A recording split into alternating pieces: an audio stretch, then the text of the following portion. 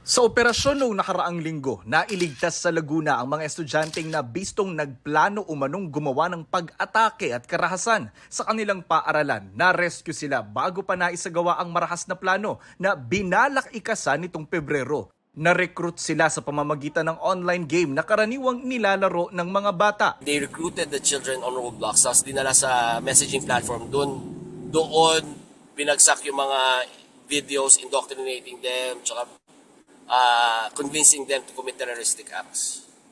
Sabi noon ng pulisya, na-expose ang mga bata sa nihilistic violence online at ipinanood sila ng mga video ng mass attacker at hinikayat na bumili ng armas. Sabi ng gobyerno, dapat na silang manghimasok dito dahil dito pinag-aaralan ng CICC o Cybercrime Investigation and Coordinating Center na iban o ipagbawal sa bansa ang Roblox. Lalo't sabi ng CICC, nagagamit din ito sa sexual predation, grooming at exploitation ng mga minor de edad.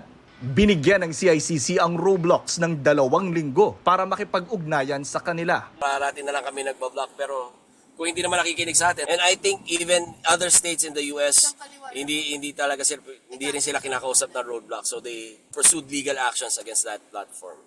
And we're getting yung mga feedback sa mga magulang. They're really pushing forward for the regulation, strict regulation of that particular gaming platform. If not, total blocking talaga ng platform.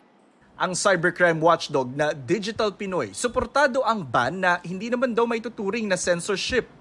Ito malinaw na accountability ito kasi merong corrective actions na ibinibigay at binibigyan po sila ng due process. Kaya malinaw po na hindi po ito censorship.